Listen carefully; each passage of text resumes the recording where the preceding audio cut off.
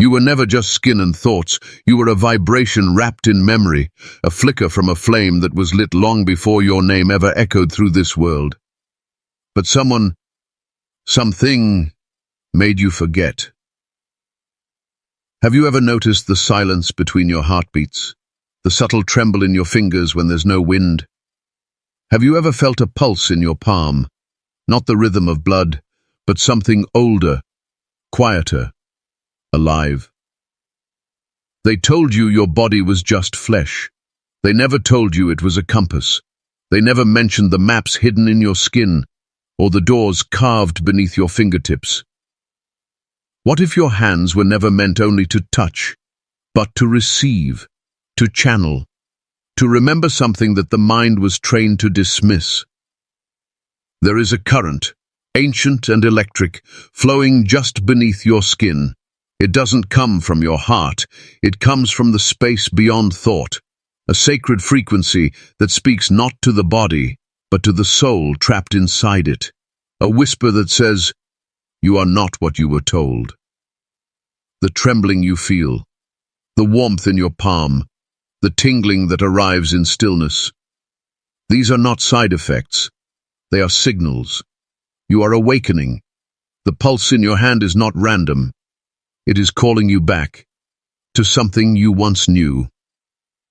This isn't a video, it's a doorway. And if your soul is stirring as you listen, it's not by accident. It means you're remembering the language you were born with, the one your hands still speak. So if this awakened something ancient inside you, don't let it fade again. Subscribe, not because you're curious. Subscribe because deep down, you remember. This is the Spine Gospel, and the pulse has just begun. Long before machines hummed, before wires wrapped the world in noise, there was a silence so alive it could speak. And the ancients, they listened. To them the body was not mechanical, but it was a vessel, a temple, a cosmic antenna. And the hands, oh, the hands, were the most sacred part of all. In Egypt, priests would raise their palms toward the morning sun, not to worship its light, but to receive it. They believed the hands were open gates, designed to drink in divine frequency, to feel what the eyes could not see.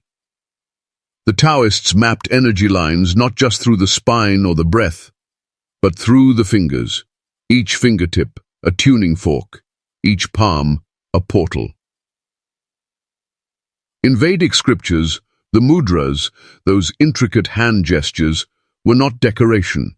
They were codes, keys to unlock energetic doors buried within the self.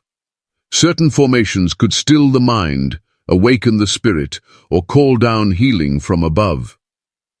Even the Hermetic texts whisper of an inner current, a flow that awakens in the hands only when the soul begins to remember itself. So what is this pulse you feel when you're still?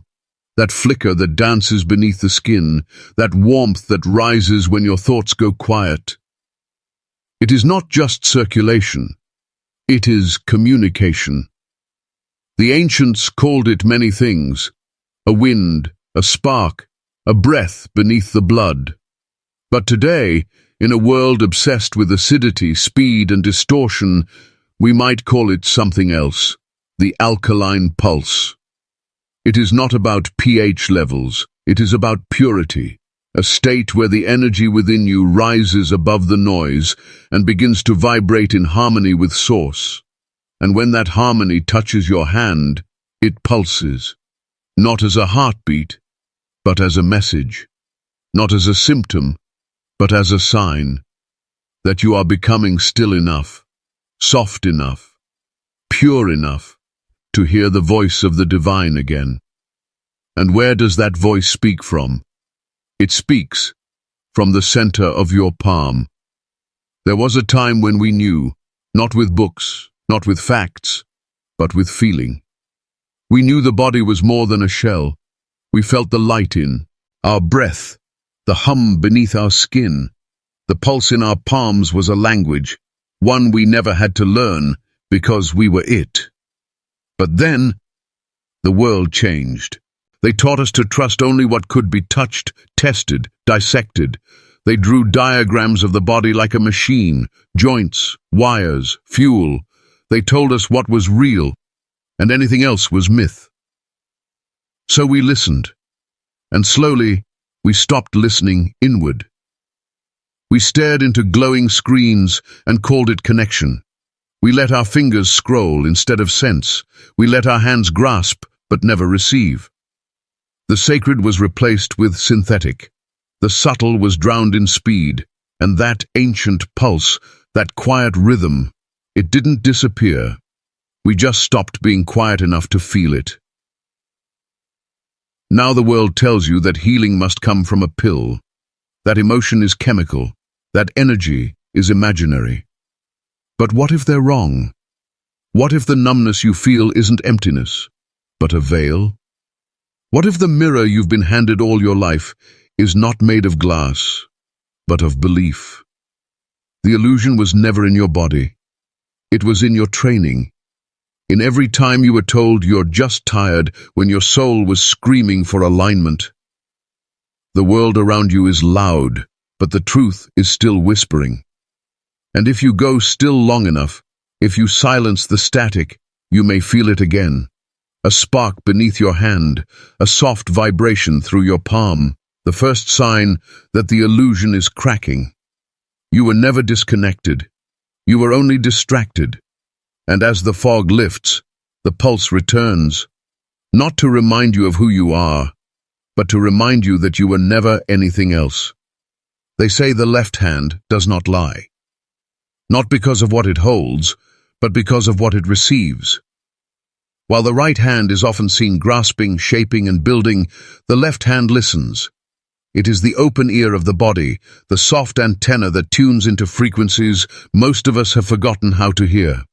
Across ancient traditions, from the meridian charts of traditional Chinese medicine to the chakra, as of Indian Tantra, and the luminous energy maps of Sufi healing, the left side of the body is linked to the feminine, not gendered femininity, but the principle of yin, intuitive, emotional, lunar, hidden beneath the surface. The left wrist, nestled between heart lines and lifelines, is a passageway, a place where spirit whispers into matter. Science, now inching closer to what mystics always knew, tells us the body runs on electricity. Every cell pulses with voltage, every nerve fiber hums with information. And the hand, thick with nerve endings and fine vessels, is one of the body's most sensitive receivers, especially the left. Here, beneath the skin, subtle currents meet. Here, acupuncture points gather like stars in a constellation. Here, the body's emotional data gets stored, interpreted, sometimes trapped. When you feel unexplained pain, tingling, or even burning in the left wrist or palm, it may not be physical strain. It may be an energy blockage, emotional tension, a dam built by suppressed grief or repressed intuition. The left wrist is connected to the heart chakra through energy channels known as nadis. When this flow is disrupted, it doesn't just stay in the chest, it spills downward, collecting at checkpoints like the wrist. Like water against stone, the sensation builds. Your body is not malfunctioning, it is communicating. It is telling you that something vital is not moving, that emotion is trying to escape, that your inner voice is knocking from behind the bone. In the old temples, healers would hold a person's left hand before beginning any ritual. Not to examine the hand, but to listen, to feel. Because the left hand carried the echo of the soul's unrest, the ache of stories untold.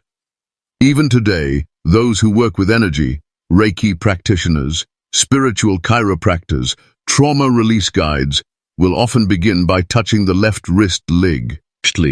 They're not checking your pulse, they're reading the silence, because sometimes the silence knows more than speech ever will.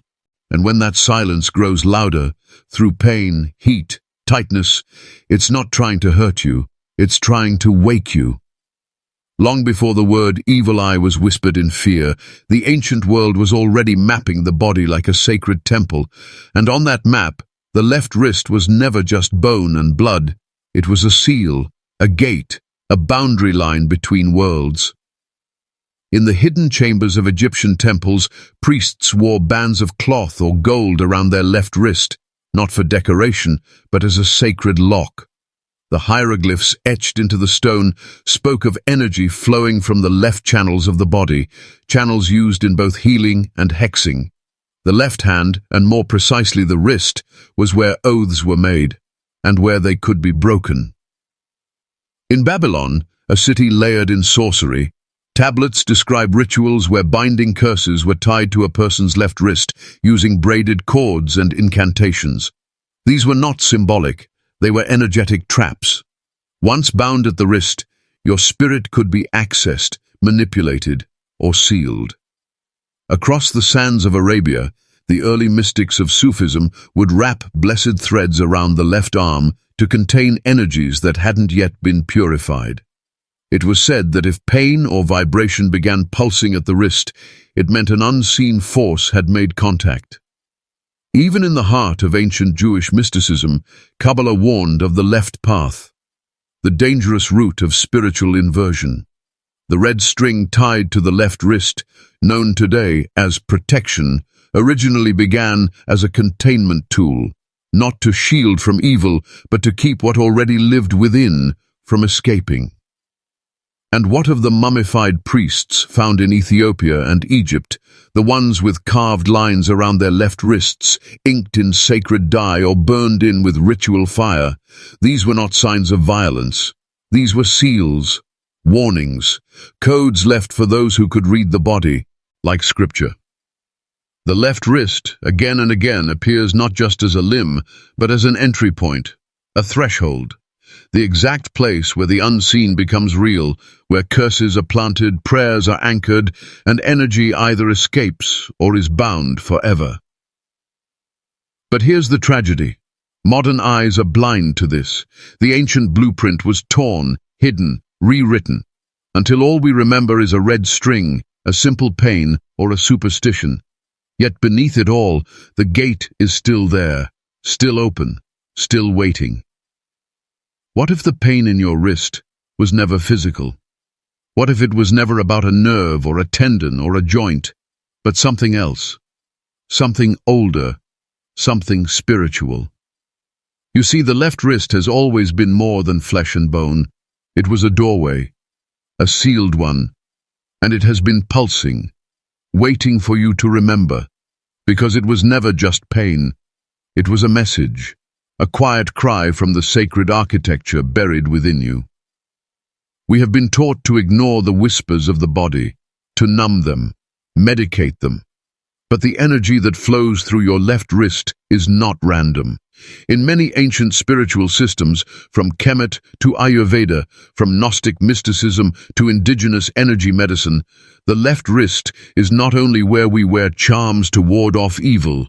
It is the entry gate of the feminine current, the current of receiving, remembering, restoring. Subtle pathways, called nadis or meridians, run through this gate, connecting directly to the heart, the womb, the subconscious memory. When you carry unresolved grief, ancestral burdens, or spiritual toxins, the gate tightens. Your pulse begins to hold patterns of fear. Your blood no longer sings with light. And slowly, you stop feeling the sacredness of your own hand. But there is a way to return, not through rituals bought in a store, not through superstition, but through listening. Place your right hand gently over your left wrist, not as an act of power, but as an act of remembrance. Close your eyes and breathe. Feel the pulse, not just its rhythm, but its memory. What is it telling you? This is your spiritual bloodstream. The wrist is a gate of permission. It asks, what are you allowing in? What are you still carrying? What needs to be released? Try this. Rub a sacred oil, rose, frankincense, or myrrh, into the left wrist before bed. Speak a blessing into that pulse. I am safe to receive. I am ready to release. Visualize a golden light spiraling into the gate, cleansing old imprints. And when you pray, let your left wrist face the heavens. Let it open. These are not rituals. They are micro-movements of truth, tiny revolutions, quiet rebellions against forgetfulness. Because when the left wrist reopens, it doesn't just heal you, it reawakens you to the motherline, to the divine architecture encoded in your blood, to the energy you were born to carry, before the world tried to shut the gate. And suddenly, the pain isn't pain anymore. It's a key. And the wrist is the forgotten door it was always meant to be. You've made it here, and yet, you've always been here. The left wrist was never just skin and vein, it was a memory keeper, a doorway pressed shut by generations too afraid to look through it. But you looked, and in doing so, you opened something ancient. That subtle pulse on your wrist, it was never random. It was a signal, a spiritual tap, calling you to remember. Each time fear crept into your bones, each time you wore that thread, that stone, that charm, you were trying to protect more than your body. You were trying to protect a passage. Now you know, the real evil wasn't the eye, it was the silence, the forgetting, the severing of soul from signal. So place your hand over your left wrist, feel it, not as flesh, but as frequency, as an ancient gate still humming beneath your skin. They tried to close it, they failed, and now you are the gatekeeper. Let this be your quiet invocation. I remember, I realign, I return. Say it softly, whisper it. Your body already knows the words, because it was never just pain, it was memory, knocking, trying to come home. When you're ready, place your left wrist gently to your heart and remember what they tried to make you forget. If this stirred something deep within you, send a quiet thank you to the Spine Gospel and stay close, there's more to remember.